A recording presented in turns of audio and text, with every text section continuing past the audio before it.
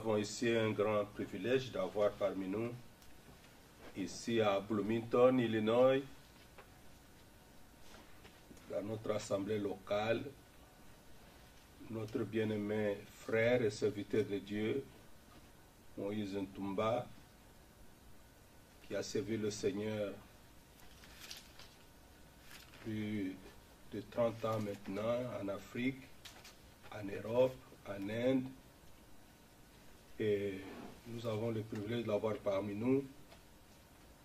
Et nous avons des questions que les frères qui ont transmises pour avoir des éclaircissements, des réponses bibliques.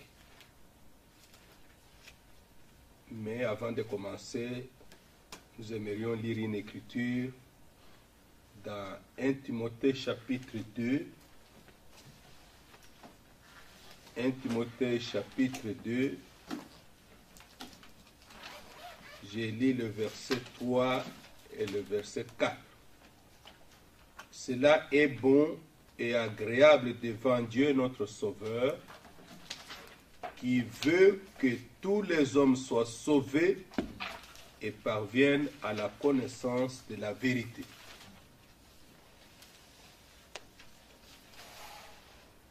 Et c'est dans cette volonté de Dieu que tous les hommes soient sauvés et parviennent à la connaissance de la vérité, que ces questions étaient posées pour avoir des réponses bibliques qui puissent montrer le chemin à tout un chacun. Que Dieu bénisse frère Moïse. Merci mon frère, bénisse aussi. Nous avons ici la première question que nous avons ici des frères qui vous ont posée. C'est quoi une dénomination? Quel est donc le sort des dénominations? C'est une question liée à la première. Amen. Je vous remercie de tout cœur de m'avoir reçu pour partager ce moment ensemble et répondre aux questions qui préoccupent le peuple de Dieu. Déjà, avec 1 Timothée chapitre 2, au verset 3 et 4, il dit: cela est bon, agréable devant Dieu notre Sauveur, qui veut que tous les hommes soient sauvés et parviennent à la connaissance de la vérité. Le Seigneur veut sauver l'homme et lui donner la connaissance de la vérité. La vérité, c'est la parole de Dieu. Dans le livre de Osée, chapitre 4, le Seigneur dit au verset 6, « Mon peuple est détruit parce qu'il lui manque la connaissance. Puisque tu as rejeté la connaissance, je te rejetterai et tu seras dépouillé de mon sacerdoce. Puisque tu as oublié la loi de ton Dieu, j'oublierai aussi tes enfants. » Ici, nous voyons l'importance de la connaissance, et surtout la connaissance de Dieu. Le peuple qui ne connaît pas les choses de Dieu correctement, il agit aussi incorrectement. Le peuple qui ne connaît pas les choses de Dieu telles qu'elles sont dites dans la Bible, c'est un peuple qui tord les sens des Écritures pour sa propre ruine. Il faut connaître, et alors bien connaître. Dans Daniel, chapitre 12, il y a une promesse qui est liée à notre temps, en rapport avec la connaissance de la vérité, la connaissance. Daniel 12, je suis au verset 4. « Toi, Daniel, tiens secrètes ces paroles et celles des livres jusqu'au temps de la fin. Plusieurs alors les liront et la connaissance augmentera. Ici, nous ne parlons pas de la connaissance de la science, de la médecine. Nous parlons de la connaissance des choses de Dieu, la connaissance des plans de Dieu. Le Seigneur promet qu'au temps de la fin, il allait ouvrir le mystère caché dans les livres et la connaissance des choses de Dieu et la connaissance de Dieu allait augmenter. Au verset 8 de Daniel 12, j'entendis, mais je ne compris pas, et je dis, mon Seigneur, quelle sera l'issue de ces choses? Il répondit, va Daniel, car ces paroles seront tenues secrètes et scellées jusqu'au temps de la fin. Plusieurs seront purifiés, blanchis et purés. Les méchants feront le mal et aucun des méchants ne comprendra, mais ceux qui auront de l'intelligence comprendront. Le Seigneur promet que les paroles qui sont dans la Bible comme mystère allaient être révélées au temps de la fin pour permettre au peuple de Dieu de se préparer pour le retour du Seigneur. Et par la connaissance de ces vérités, plusieurs devraient être purifiés, blanchis et épurés. Et la parole précise, les méchants feront le mal et aucun des méchants ne comprendra, mais ceux qui auront de l'intelligence comprendront. Amen. Nous devons avoir l'intelligence que Dieu donne pour connaître les choses du royaume des cieux. Il en est de même pour toutes ces questions qui sont posées et d'autres qui seront posées. Dieu doit nous éclairer, nous donner l'intelligence pour connaître correctement ces choses. Le dernier verset pour terminer cette introduction et faire une petite prière au Seigneur, c'est 1 Jean chapitre 5. Je suis au verset 20.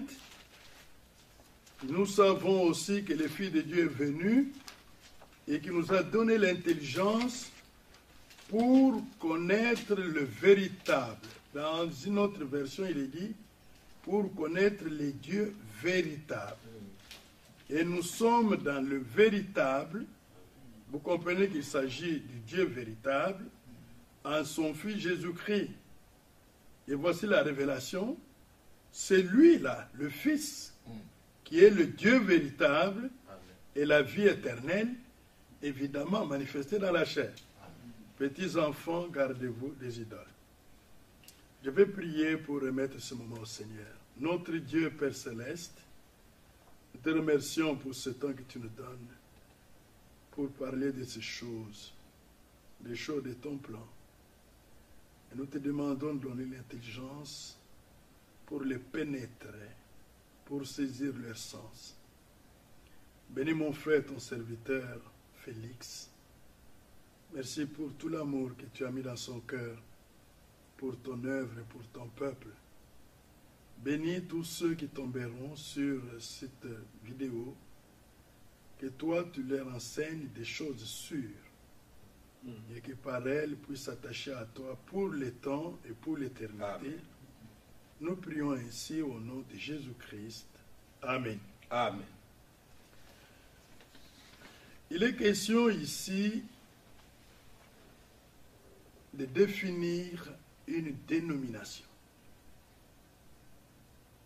et de démontrer dans les Écritures quel est le sort des dénominations. La vraie question serait de savoir s'il y a la bonne, la fausse ou la vraie Église. C'est ça la vraie question. Sur base de la parole de Dieu, nous pouvons affirmer qu'il y a la vraie Église qui appartient au Seigneur, dont le Seigneur est le constructeur et l'architecte, il y a aussi la fausse église, qui est une perversion de la vraie église, qui est une falsification de l'ennemi.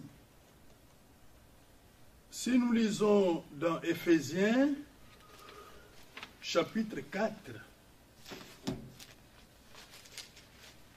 excusez-moi, c'est chapitre 2. Éphésiens 2, Paul parlant de l'Église, il dit au verset 10, « Car nous sommes son ouvrage, ayant été créés en Jésus-Christ pour les bonnes œuvres que Dieu a préparées d'avance afin que nous les pratiquions. » L'Église, la vraie Église, est l'ouvrage de Dieu. La fausse Église est l'organisation de l'homme. C'est l'ouvrage de l'homme.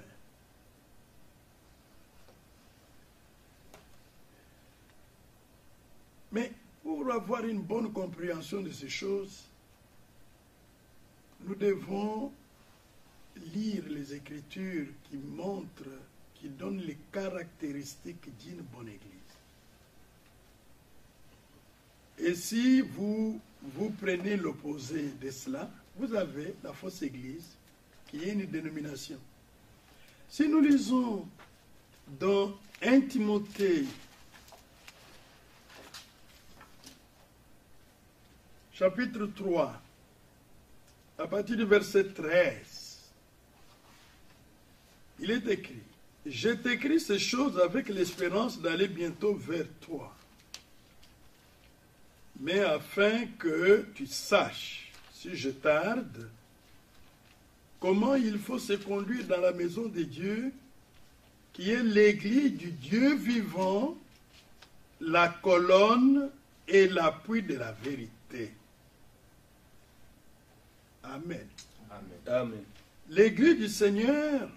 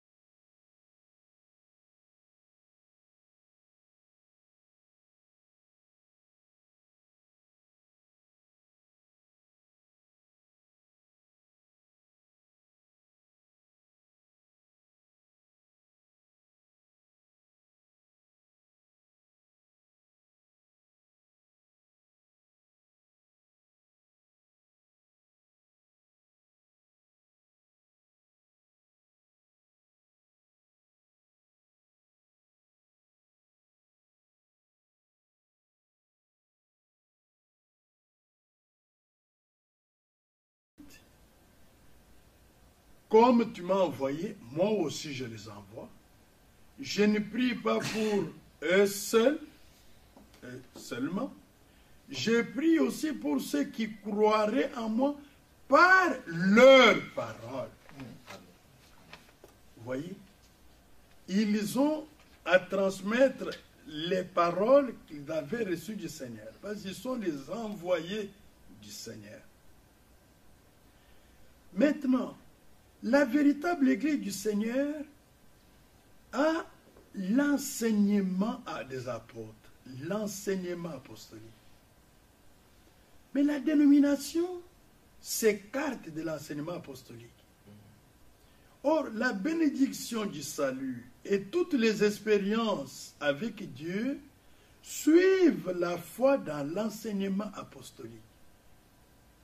Maintenant, quand on s'écarte de cet enseignement apostolique, on est frappé de malédiction. Même si on prospère dans les affaires, même si on a quelques dons, ou guérison, ou quoi, cela n'ôte pas la malédiction de la parole de Dieu qui repose sur eux. C'est ce que nous venons de lire ici. Pour que vous puissiez comprendre l'importance de cette chose, il faut lire dans Jean 1 Jean,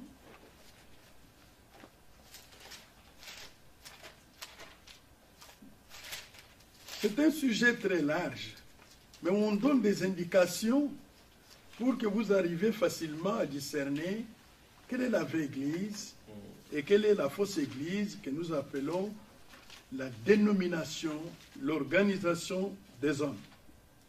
1 Jean chapitre 4. Je lis à partir du verset 4. Vous, petits enfants, vous êtes des dieux. Et vous les avez vaincus parce que celui qui est en vous est plus grand que celui qui est dans le monde. Eux, ils sont du monde. C'est pourquoi ils parlent d'après le monde et le monde les écoute. Mais nous, nous sommes des dieux. Celui qui connaît Dieu nous écoute. Celui qui n'est pas de Dieu ne nous écoute pas. C'est par là que nous connaissons l'esprit de la vérité et l'esprit de l'erreur. Amen. Amen. Ici, il est question de l'enseignement apostolique. L'enseignement biblique. Pierre dit, Jean dit, nous sommes des dieux. C'est lui qui connaît Dieu nous écoute. Et il place là le discernement de l'esprit de l'erreur et l'esprit de la vérité.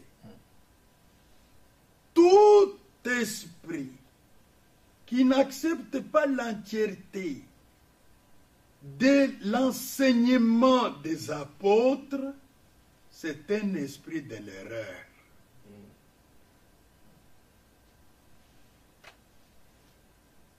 Amen. Amen. Voilà pourquoi au temps de la fin, avant le retour du Seigneur, il devait y avoir un retour à l'enseignement des apôtres. Parce que cet enseignement est l'original de l'évangile de Christ.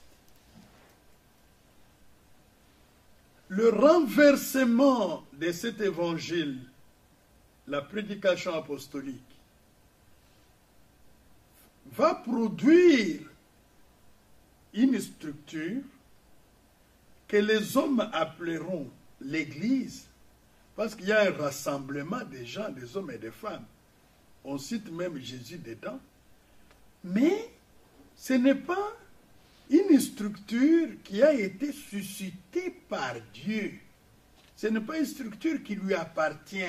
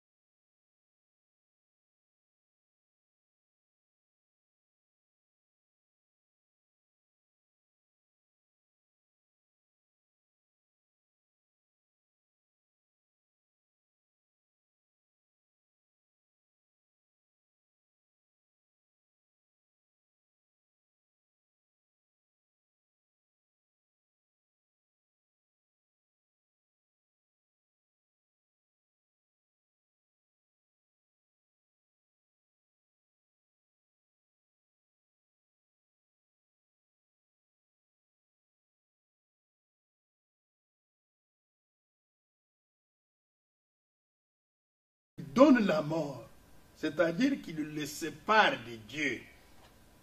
La vérité nous unit à Dieu, les mensonges nous séparent de Dieu. Amen. Amen. Amen. Dans l'église du Seigneur, parce que c'est son église, il y a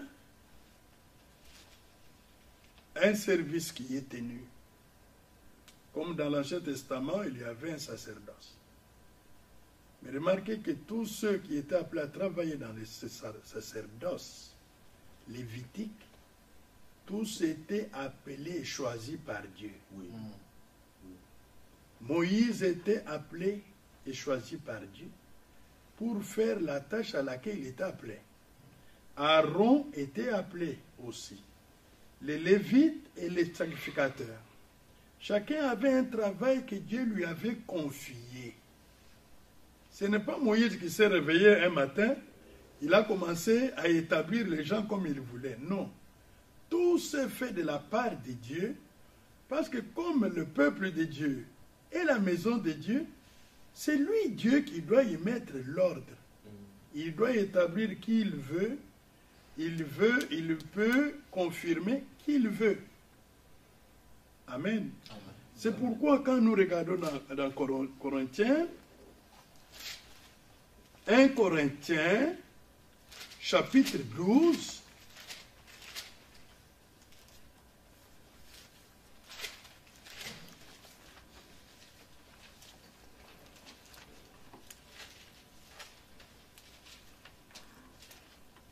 verset 4, vous allez vite. Il y a diversité de dons, mais le même esprit. Diversité de ministères, mais le même Seigneur. Diversité d'opérations, mais le même Dieu qui opère tout en tous. Or, à chacun, la manifestation de l'Esprit est donnée pour l'utilité commune. En effet, à l'un est donné par l'Esprit une parole de sagesse, à un autre une parole de connaissance selon le même Esprit, à un autre la foi par le même Esprit, à un autre les dons de guérison par le même Esprit, à un autre les dons d'opérer des miracles, à un autre la prophétie, à un autre le discernement des esprits, à un autre la diversité des langues, à un autre l'interprétation des langues. Un seul et même esprit opère toutes ces choses, les distribuant à chacun en particulier comme il le veut. Ah, ça c'est très important. Et remarquez que dans les dénominations, on place les gens selon les affinités que le pasteur a avec ces gens. Il peut établir son enfant, ou son cousin, ou sa femme, voyez, ou son ami. C'est la volonté du pasteur qui compte.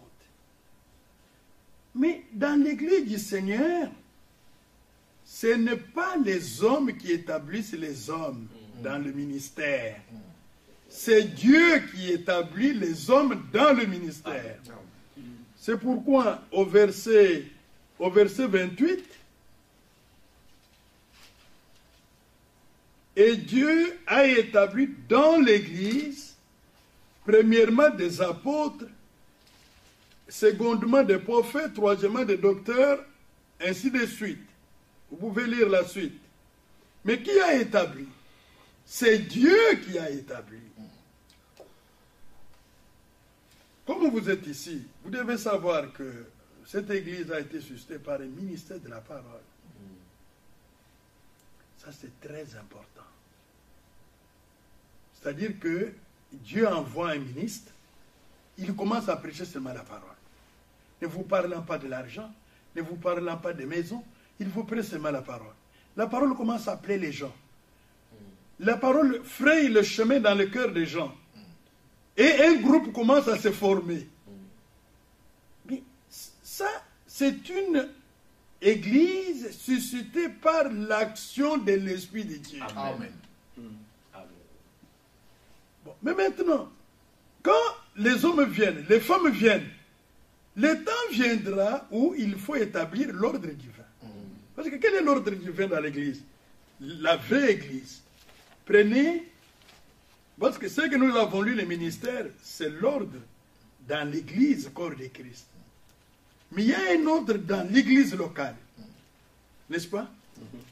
Prenez Philippiens, chapitre 1er, premier verset.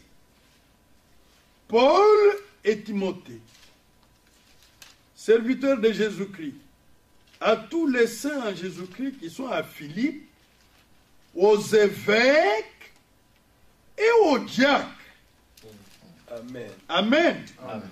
Voilà l'ordre divin dans l'église locale. Il y a d'abord les croyants. Il y a des anciens qui sont des conducteurs de l'église locale. Il y a des diacres. Vous ne trouverez pas ici les groupes de protocole. Ça, c'est un groupe d'accueil. On aligne des jeunes filles mal habillées pour recevoir les gens, les faire asseoir dans l'église, jouant le rôle de diacre. Ça, c'est une dénomination. La dénomination n'est pas dans le plan de Dieu. C'est une histoire fabriquée par les hommes, inspirée par Satan. Vous ne trouverez pas de département dans l'église. Ça, c'est un département d'évangélisation. Ça, c'est un département d'accueil. Ça, c'est un département de social. Vous ne trouverez pas ces choses dans l'église locale. Quand vous arrivez dans une église locale, la vraie église locale, vous trouverez les anciens et vous trouverez les diacres. Et comment on les établit? Prenez Tite. Je suis dans Tite.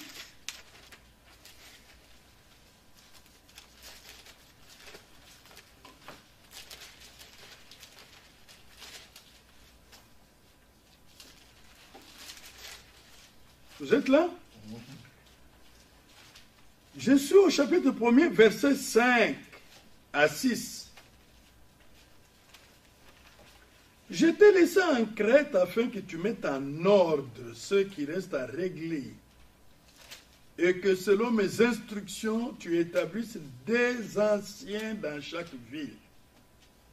S'il s'y trouve quelque homme irréprochable, mari d'une seule femme, ayant des enfants fidèles, qui ne soient ni accusés de débauche ni rebelles, car il faut que l'évêque soit irréprochable, comme économe de Dieu, qui ne soit ni arrogant, ni colère, ni à donner au vin, ni violent, ni portant un gain déshonnête, mais qu'il soit hospitalier, ami des gens de bien, modéré, juste, saint, tempérant, attaché à la vraie parole, telle qu'elle a été enseignée, afin d'être capable d'exhorter selon la sainte doctrine et de réfuter les contradicteurs.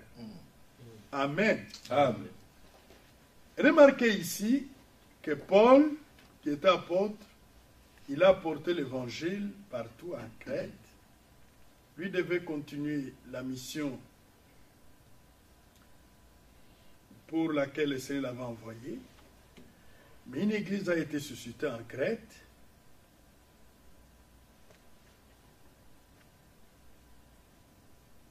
Amen. Maintenant, il fallait mettre de l'ordre. Il y a eu des instructions de la parole de Dieu. Il y a eu des critères de la parole de Dieu. Et si vous suivez bien les critères, que ce soit dans Tite ou dans Timothée, vous trouvez qu'il faut que, c'est une obligation de l'Esprit de Dieu. Amen. Alors, Tite devait rester à Crète, regardant en qui la prédication de l'Évangile avait produit les fruits. Et c'est cette personne-là, c'est à cette personne que vous pouvez donner la responsabilité d'ancien ou de diacre. Parce que si cette personne est établie sur base des critères bibliques, ce n'est plus l'homme qui les établit, c'est Dieu qui les a établis. C'est pourquoi dans Actes chapitre 20, il est dit que les évêques qui ont été établis par Dieu. Acte 20 dit ça. On peut lire. Ici, ce n'est pas la pensée d'un homme qui est là. Il fait sa sacrificature comme Jéroboam. Je vais vous donner l'exemple de Jéroboam. Ce n'est rien à voir, parce que dans l'église de Dieu, c'est Dieu qui fait tout par sa parole. Amen. Dans Acte 20,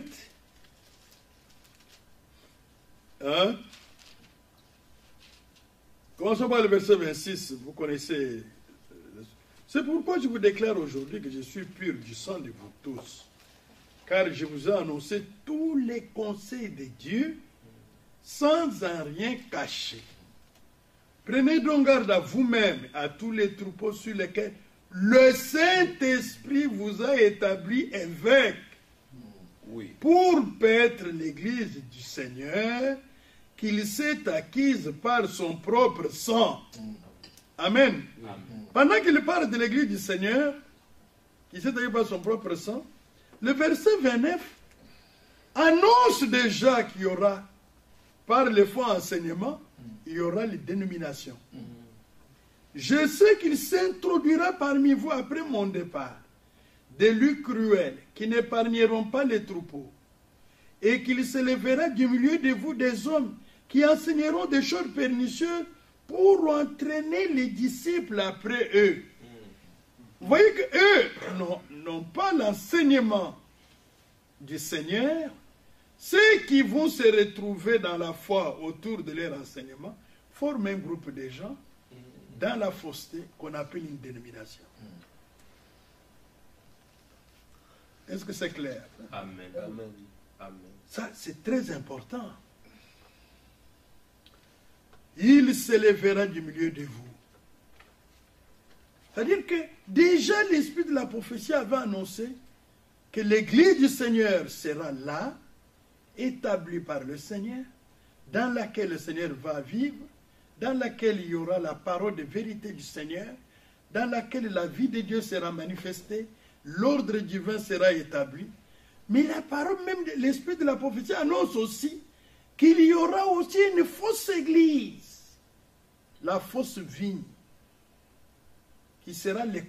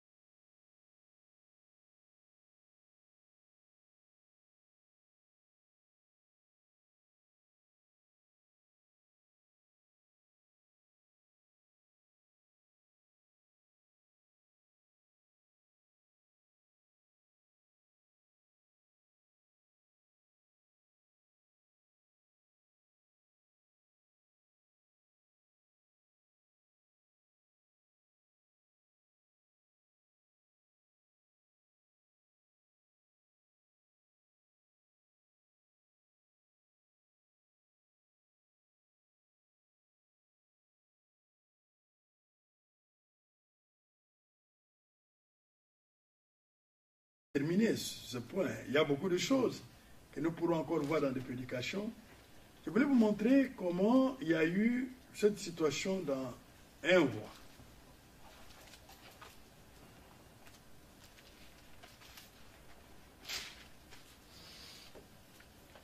Un roi 12.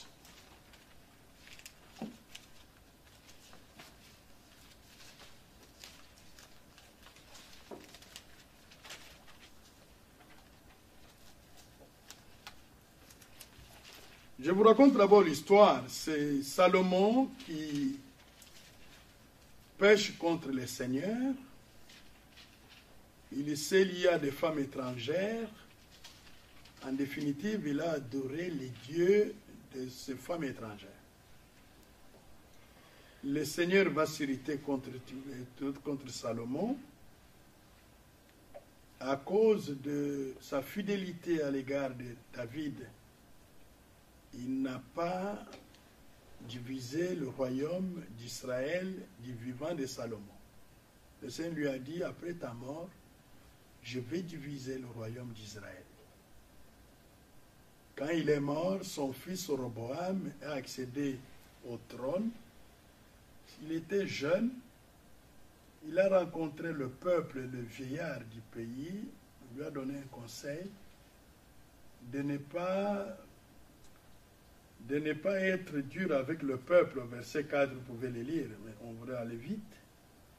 Il dit, ton père a rendu notre joug dur. Toi maintenant allège cette rude servitude. Et les jours pesants que nous avons imposés, que nous a imposé ton père, et nous te servirons. Quand on lui a donné tous ces conseils, comment agir, au verset 9, vous verrez les conseils qu'on lui a donnés. Il n'a pas cru. Il est allé consulter les jeunes gens de son âge. Il lui a donné un conseil qu'il a accepté. En appliquant ces conseils, le royaume d'Israël était divisé. Il y a eu 10 tribus qui se sont séparées de 10 tribus. La tribu de Juda et la tribu de Benjamin se sont mis à côté. Les 10 tribus d'Israël ont formé notre royaume. Maintenant, la tribu de Juda devait rester à Jérusalem, parce que c'est là où le Seigneur avait choisi un lieu pour l'adoration. Les autres sont allés à Samarie. Quand ils sont arrivés à Samarie, les 10 tribus avaient comme chef, comme leur leader, Jéroboam, qui était serviteur de Salomon, de son vivant. Les 2 tribus avaient comme leader Roboam, le fils de Salomon. Quand cet homme est allé, Jéroboam, il a dit, si je laisse le peuple comme ça, sans adoration, ce peuple va retourner encore à Jérusalem. Moi, je vais rester sans peuple ici. Je vais régner sur qui? Il a lui-même imaginé sa propre sacrificature.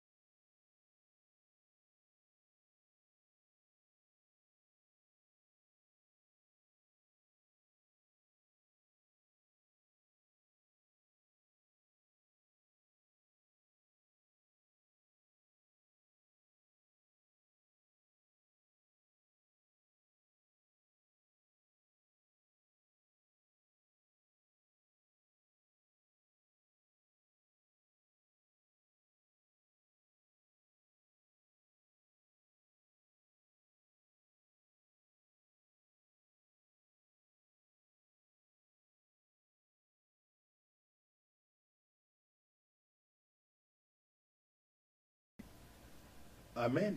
Amen.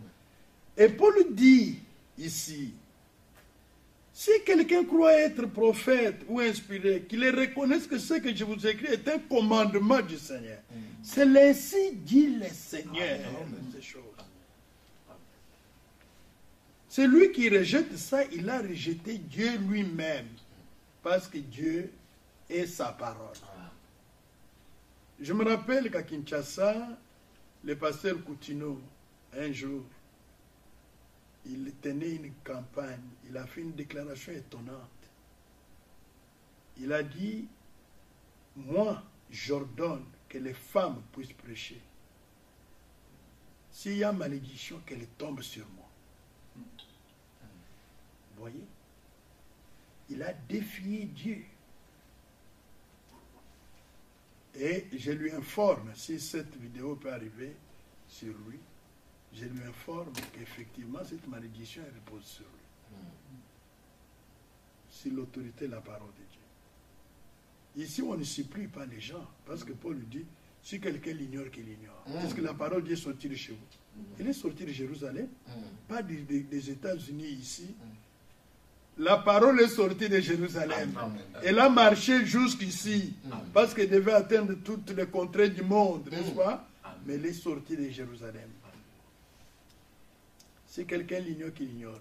Ça ne sert à rien de discuter. Vous donnez seulement cette parole. Si quelqu'un l'ignore, qu'il l'ignore. Vous allez de l'avant avec votre foi. Mais entrons dans Timothée, parce qu'il y a encore quelque chose là-bas. 1 Timothée chapitre 2.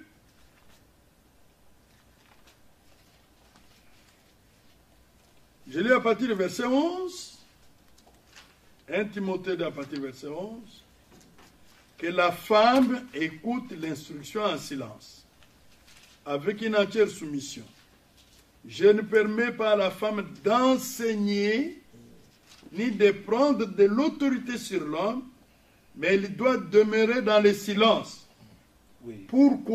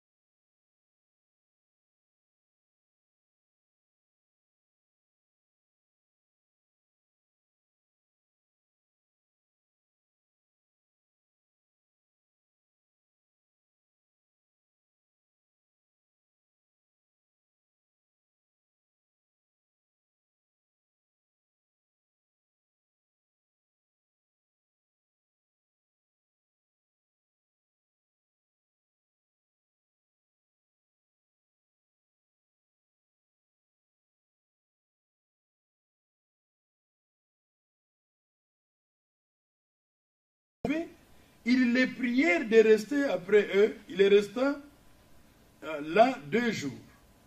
Un beaucoup plus grand nombre crurent à cause de sa parole. Et il disait à la femme, ce n'est plus à cause de ce que tu as dit que nous croyons, car nous l'avons entendu nous-mêmes. Et nous savons qu'il est vraiment le sauveur du monde. Amen. Ils ont cru à la prédication de Christ. Christ lui-même était là. Amen. Aujourd'hui, vous devez croire à la prédication de Christ au travers des ministères de l'Esprit. C'est alors que vous ferez l'expérience du salut. Amen. Amen. Amen. Mais une femme peut prier dans l'église. Elle peut chanter dans l'église. Elle peut témoigner. Amen. Amen. Elle peut parler en langue. Elle peut prophétiser. Mais quant à la prédication, ne lui donnez pas. C'est ça l'ordre de Dieu. Le Seigneur reproche à une femme dans Apocalypse chapitre 3, 2, Jézabel. Elle enseignait les serviteurs, elle séduisait, elle enseignait, elle séduisait. Il a prononcé un jugement sur elle.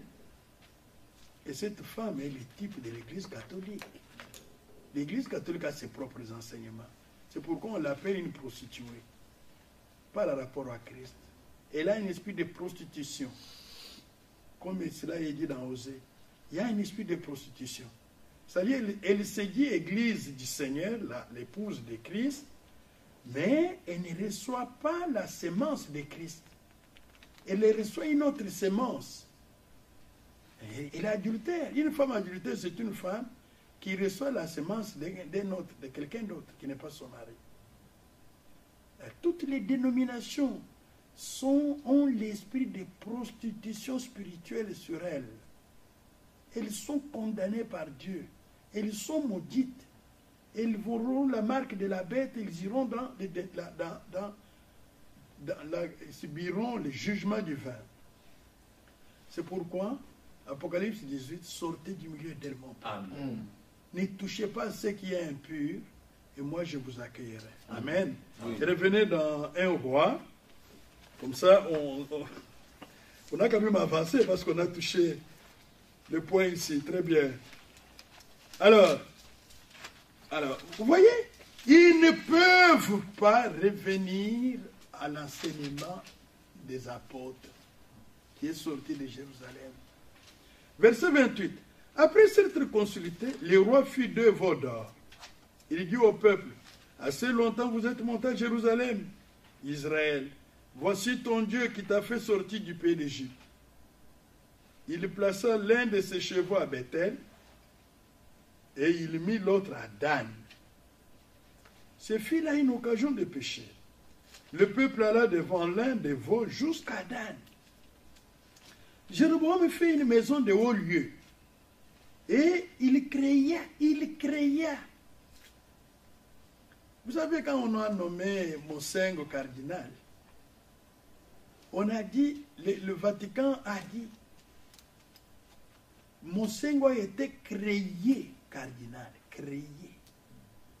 C'est l'esprit de Jéroboam.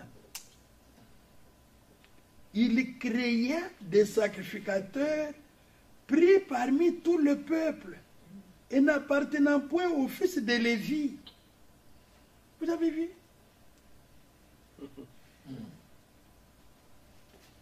Les sacrificateurs devaient sortir de la tribu de Lévi.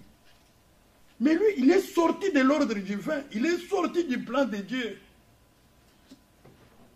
Il a créé ses propres sacrificateurs. Il prenait les gens comme ça. Suivez la lecture. Verset 32. Il établit une fête au 8e mois. Parce qu'à Jérusalem, il y avait des fêtes, non?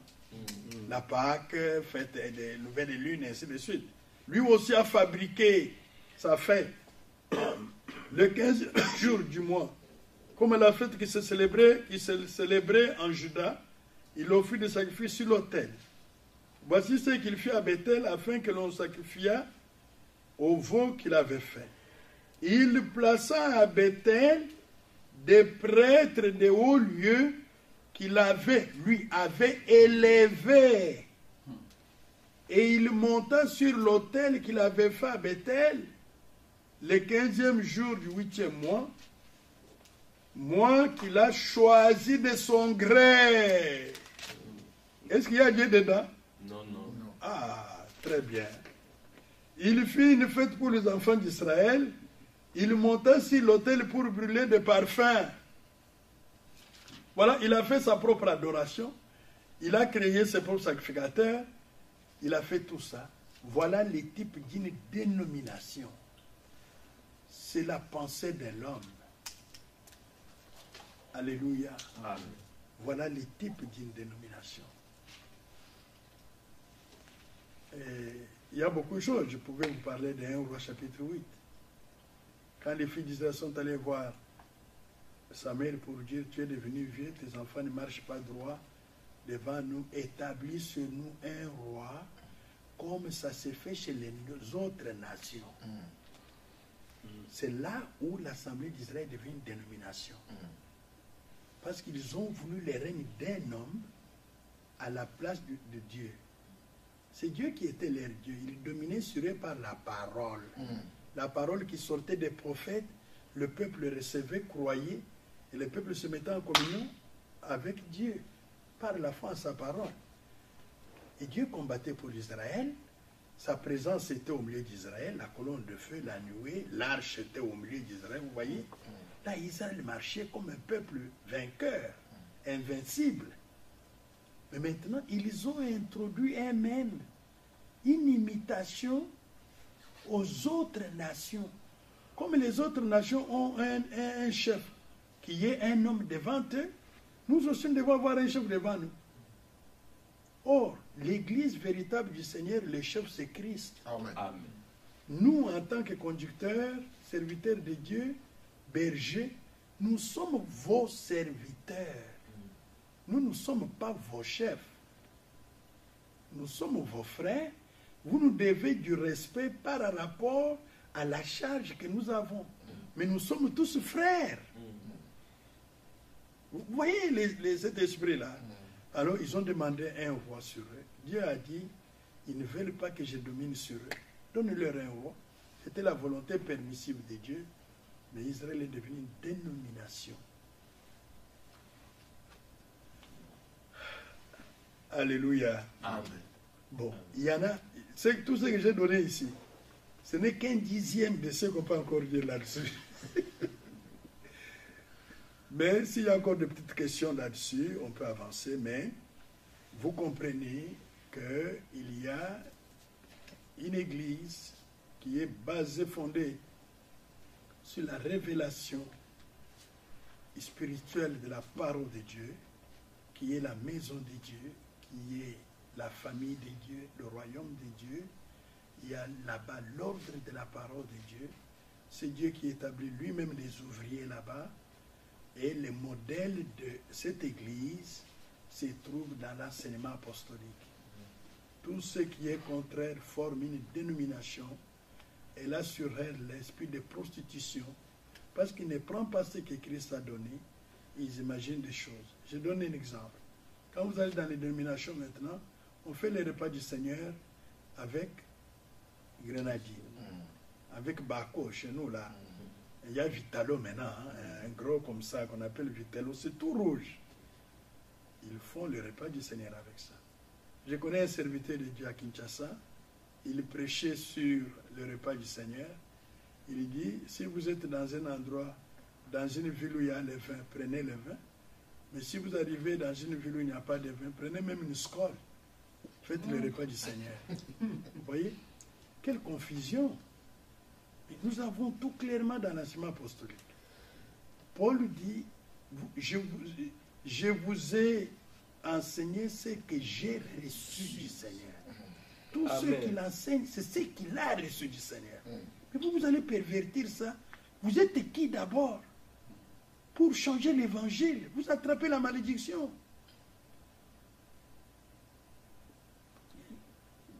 Pourquoi vous pouvez faire ça? Et d'autres, j'apprenais, c'est une femme qui prépare le repas du Seigneur pour la Sainte Seine. Une femme n'a jamais préparé le repas du Seigneur. C'est un homme consacré à Dieu qui doit le faire, qui ne vit pas dans le monde, qui est consacré à Dieu, qui peut faire le pain sans levure. Mais des autres vont acheter le pain dans la boulangerie pour faire le repas du Seigneur.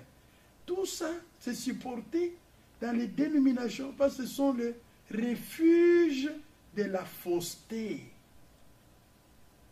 Mais nous, nous sommes l'église du Dieu vivant, l'appui et la colonne de la vérité. Que Dieu vous bénisse. Amen. Amen. Est-ce que rapidement vous pouvez aussi toucher à cette question? Il nous reste quelques minutes. Ouais. Pourquoi pensez-vous que Jésus-Christ reviendra à notre temps? Voilà, nous pensons que Jésus reviendra dans notre temps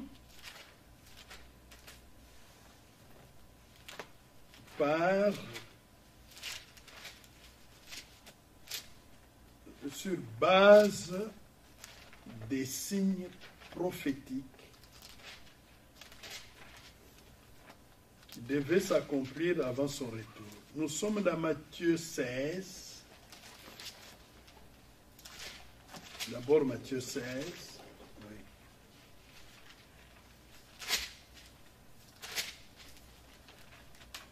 Premier verset jusqu'au 3e. Les pharisiens et les sadducéens abordèrent Jésus et pour l'éprouver, lui demandèrent de leur faire voir un signe venant du ciel.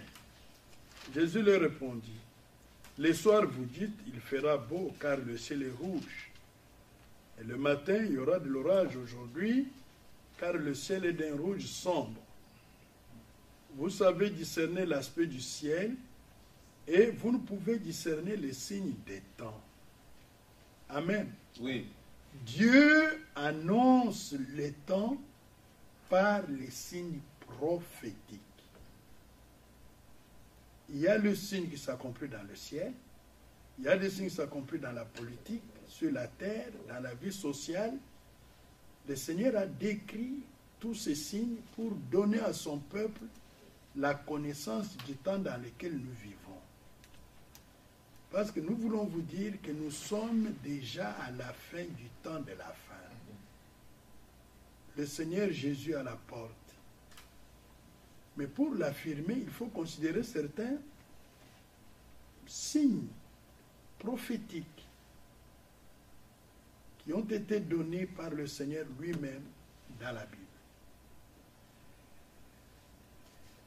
Si vous prenez Luc 21, on va toucher quelques signes, 3, 4, 5 signes, mais il y en a beaucoup.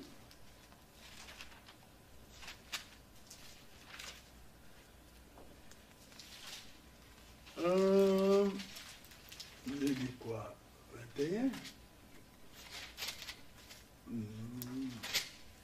Prenez carrément Luc 17. Comme ça, on va aller vite. Luc 17.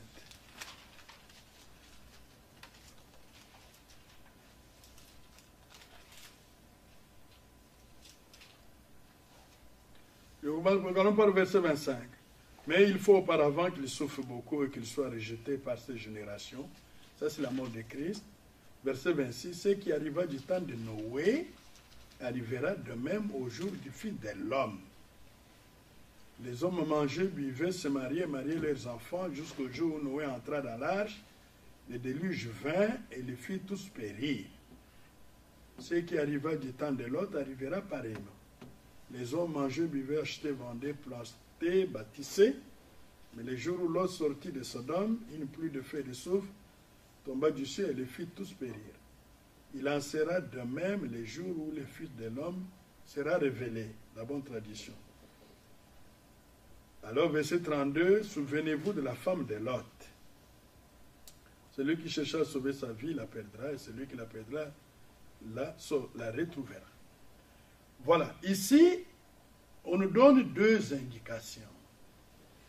Ici, il n'est pas dit ce qui arriva à Noé ou ce qui arriva à Lot. Il est dit ce qui arriva au temps de Noé et au temps de Lot. Il faut considérer tous les paramètres de ce temps-là. pour arriver à comprendre les temps dans lesquels nous vivons. Parce qu'au temps de Noé, le monde était rempli de violence.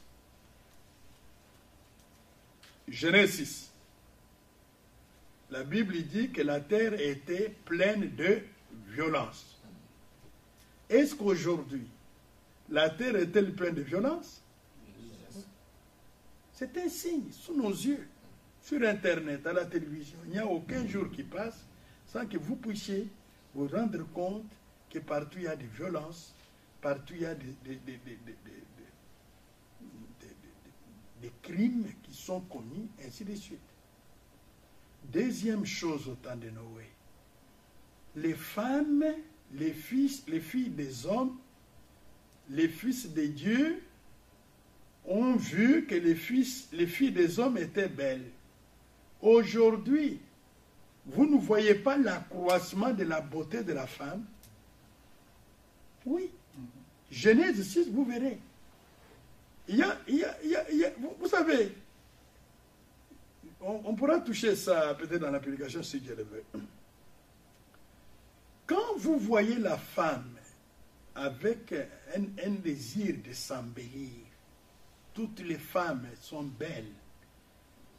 L'ennemi a inspiré même les produits de beauté pour le rendre belle. Cela montre que nous sommes dans le temps de séduction.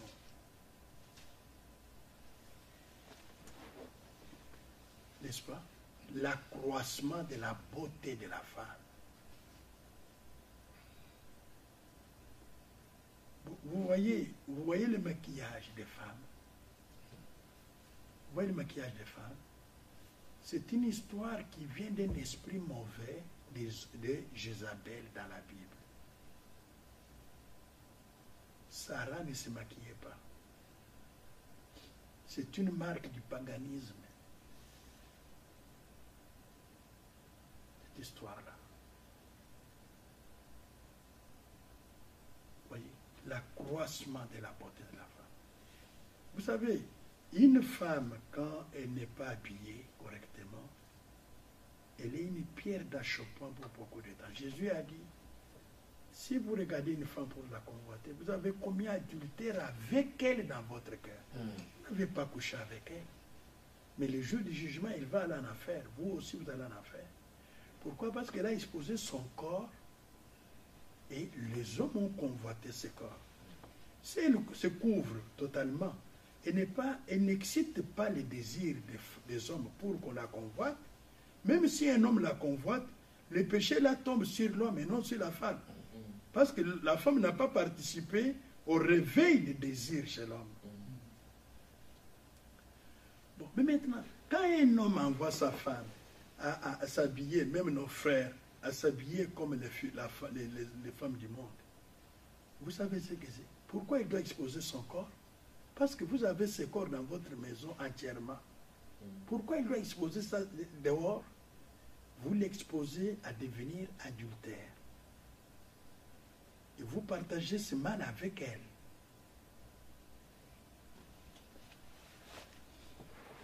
Alors, l'accroissement de la beauté de la femme, c'est un signe qui montre que nous sommes au temps de la séduction et le retour du Seigneur est proche. Autre chose, le mélange. Il y a eu mélange là-bas. Les fils de Dieu et les filles des hommes se sont mélangés ensemble. Dieu n'aime pas le mélange. L'église du Seigneur, c'est une église mise à part. Elle est séparée des nations. Nous avons nos coutumes, nous avons notre manière d'agir, nous avons notre culture. C'est la parole de Dieu. Amen. Amen. Quand un homme ou une femme se maintient dans la parole de Dieu, il est invincible. Satan ne peut rien contre lui.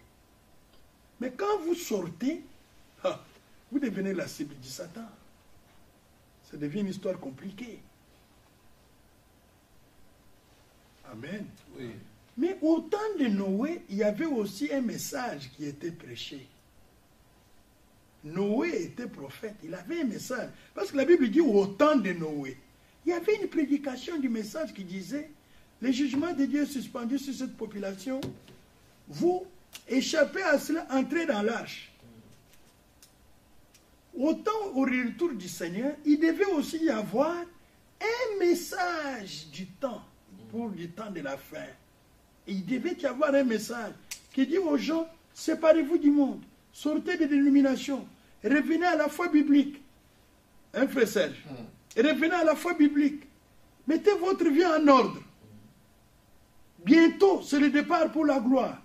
Ce message, nous sommes en train de le suivre maintenant, non? Oui. C'est le message biblique du temps de la fin. Au temps de Noé. Mais au temps de Noé, il y a eu aussi un autre détail important. C'est que les hommes s'étaient multipliés sur la terre.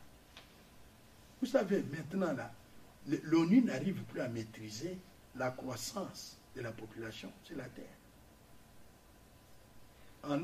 En Chine, il y a une loi, vous ne pouvez pas avoir plus des enfants.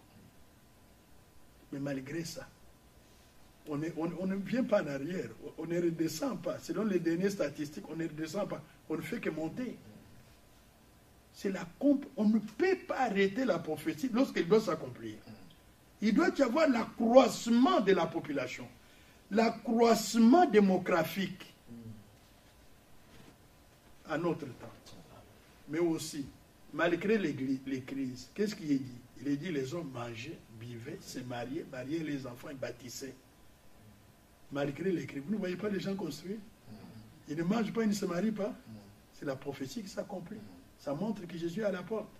Au temps de Lot, nous connaissons les cas de vice contre nature. Mais ça c'est Lot, n'est-ce pas? Il y a eu un message d'appel à sortir. Au temps de la fête, c'est la même chose. Il doit y avoir un message d'appel à sortir de ces choses-là. Et pour être mis à part. Et pendant ce temps-là, Lot était à Sodome et Gomorrhe. Mais Abraham était où? Dans les chaînes de Mamré. C'est là où Dieu s'est révélé à lui. C'est la même chose aujourd'hui. L'épouse de Jésus reçoit la révélation de la parole pure de Dieu par l'Esprit. Amen. Amen. Il n'est pas mêlé aux dénominations, il n'est pas mêlé au monde, il n'est pas mêlé à la politique. Non, nous nous préparons, mis à part, pour la gloire de Dieu. Amen. Un autre signe, parce qu'il faut même 2 minutes, c'est Israël. Le retour d'Israël dans sa patrie. Jésus l'a dit dans Matthieu 24. C'est un grand signe. En l'an 70, Israël a été dispersé parmi les nations, selon la prophétie. Mais dans Matthieu 24, verset 32 à 33, hein? Il est dit, instruisez-vous par une comparaison tirée du figuier. Dès que ses branches deviennent tendres et que le feuille pousse, vous connaissez que l'été est proche. De même, quand vous verrez tout cela, toutes ces choses, sachez que le Fils de l'homme est proche à la porte. Amen. Amen. Les figuiers dans l'Ancien Testament depuis Israël. Israël était dispersé, il n'était plus une nation. Le Seigneur dit, quand vous verrez les figuiers reprendre vie, vous voyez qu'il a des branches, qu'il a des feuilles, mais il n'a pas encore les fruits. C'est ce qu'Israël maintenant. Il a des branches, il a des feuilles, il est une nation là, mais il n'a pas encore les fruits, parce que les fruits sont liés au relèvement spirituel qui viendra après le départ de l'Église épouse. Alors, maintenant, quand vous verrez Israël devenir une nation, avec une armée, avec une police, avec un gouvernement, avec une monnaie, avec un drapeau, faites attention, relevez vos têtes. C'est que le retour du Seigneur est très proche. Vous avez vu ça faire? C'est très important ça. Israël, je prends Israël. Et je vous informe que malgré les menaces de tous les pays environnants, aucune nation ne détruira Israël. C'est une alliance de Dieu avec ce peuple. Israël devait rentrer d'abord dans sa patrie pour attendre d'être visité par Dieu après le départ dans la gloire de l'Église épouse. Amen. Amen. Mais d'une manière pratique, terminons avec ça. Timothée, 2 Timothée 3, d'une manière pratique. Ça, vous pouvez le voir au travail, vous pouvez le voir ici partout. 2 Timothée 3. À partir du premier verset. Sache que dans les derniers jours, il y aura des temps difficiles. Est-ce qu'il y a des temps difficiles? Amen. Oui. Car les hommes seront égoïstes, amis de l'argent, fanfarons, hautains, blasphémateurs, et rebelles à leurs parents, ingrats, irréligieux, insensibles, déloyaux, calomniateurs, intempérants, cruels, ennemis des gens de bien, traîtres, emportés, enflins d'orgueil, aimant le plaisir plus que Dieu, ayant l'apparence de la piété, mais régnant ceux qui en fait la force. Éloigne-toi de ces hommes-là. Amen. Dites encore Amen. Amen. Est-ce que les hommes aiment le plaisir plus que Dieu? Mais vous les voyez ici, non? Qu'il y ait match de votre sport ici, ou un concert quelque part, qu'est-ce qui se passe? Vous leur demandez de venir à l'église, ils vont venir à l'église. Ils ne sauront pas venir à l'église. Ils aiment le plaisir plus que Dieu. Alors, sur base de tous les signes bibliques que nous avons lus et d'autres qu'on n'a pas lus, nous reconnaissons que c'est dans cet âge que Jésus-Christ revient. C'est à son retour que l'enlèvement aura lieu et la résurrection des morts en Christ. Amen. Amen. Alors, pour vous qui écoutez, bien-aimés, il n'y a plus de temps. Nous sommes à la fin du temps de la fin. Christ est à la porte. Préparez-vous. Encore un peu de temps, celui qui doit venir viendra. Il ne tardera pas. Mais mon juste vivra par la foi. Amen. Amen. Amen.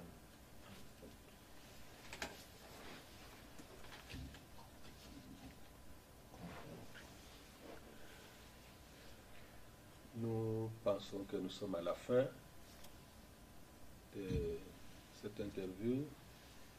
Des questions importantes ont été abordées. Il y en a d'autres. Je crois que nous aurons encore une autre occasion pour aborder les questions qui restent.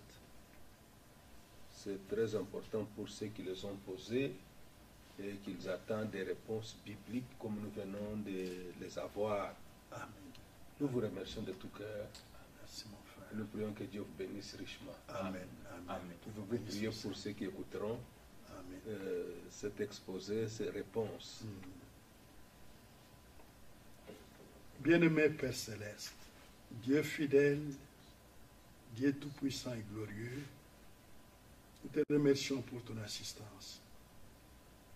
Nous te remercions de ce que tu as un peuple dans cet âge, que tu as connu, que tu as prédestiné à être sauvé et à parvenir à la connaissance de la vérité. Seigneur, tout ce que nous avons dit ici est destiné à ce peuple-là pour qu'il puisse sortir de la confusion et venir à toi, vivre pour toi.